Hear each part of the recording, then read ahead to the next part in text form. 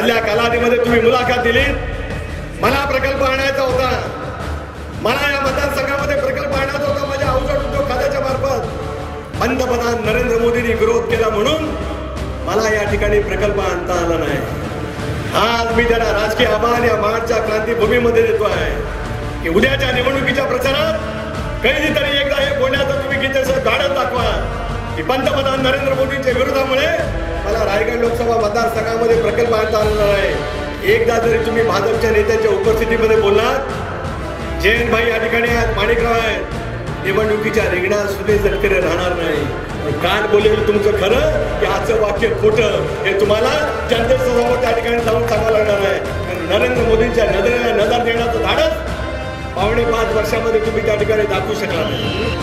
अच्छेदींचे स्वप्न सामान्य जनतेला दाखवले आणि नंतर तो चुनावी जुमला आहे असे सांगून सामान्यांच्या दुखावर डाग दिले. ही लोकशाहीची क्रूर थट्टा आहे अशी टीका स्वराज्य रक्षक संभाजी मालिकेतील संभाजीची भूमिका साकारणारे आणि शिरूरचे राष्ट्रवादीचे उमेदवार डॉक्टर अमोल कोल्हे यांनी केली. रायगड लोकसभा मतदारसंघातील राष्ट्रवादी काँग्रेसचे उमेदवार सुनील तटकरे यांच्या प्रचाराचा शुभारंभ महाडच्या चांदे क्रीडांगणावर डॉक्टर अमोल कोल्हे यांच्या प्रमुख उपस्थितीत जाहीर सभेने झाला. त्यावेळी ते बोलत होते. जनतेला दिलेली आश्वासने पाळण्यात अपयश आल्यानंतर ते मान्य करण्याची नैतिकता नाही. तुम्ही जनतेचा विश्वासघात करता, पण सामान्य माणसाला कमी लेखू नका असा इशारा डॉक्टर कोल्हे यांनी दिला. भाजपचं सरकार नालायक आहे अशी टीका उद्धव ठाकरे करतात, तेव्हा त्याच सरकारमधील शिवसेनेचे मंत्री कुठल्या व्याख्येमध्ये बसतात? नालायकांच्या परिभाषेत त्यांना स्थान काय असा सवाल सुनील तटकरे यांनी यावेळी केला. मोदींच्या विरोधामुळे आपण कोकणात प्रकल्प आणू शकलो नाही असे आजवर सांगणाऱ्या अनंत गीतेंनी हे धाडस आता भाजप कार्यकर्त्यांसमोर करावे असे आवाहन तटकरे यांनी दिले. कोकणातील प्रकल्पांना मोदींचा विरोध होता हे गीतेने आता पुन्हा जाहीर करावे असे आवाहन अनंत गीते यांना तटकरे यांनी दिले.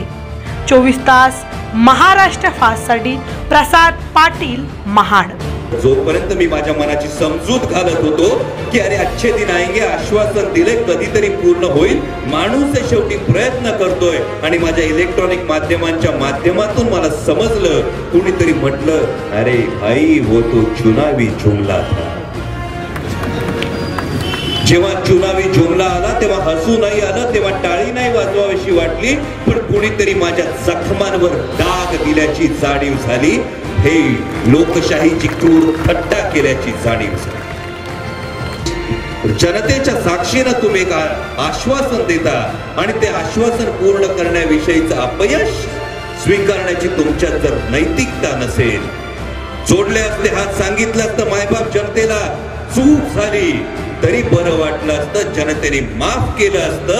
पण जनतेचा विश्वासघात करून जेव्हा तुम्ही सांगता वो तो चुनावी जुमला आहे, जनतेला इतकं किरकोळीत काढू नका, कारण don't under estimate the power of common man.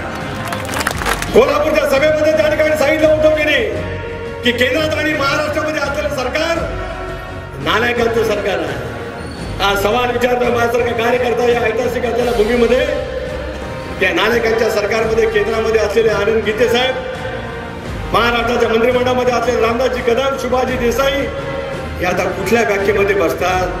त्या नालायकांच्या परिभाषेमध्ये त्यांचं नेमकं स्थान काय हे आता तुम्हाला निवडणुकीच्या निमित्ताने लोकांच्या समोर त्या ठिकाणी सांगावं लागेल. ताज्या व ठळक बातम्यांसाठी आज चॅनल सबस्क्राईब करा.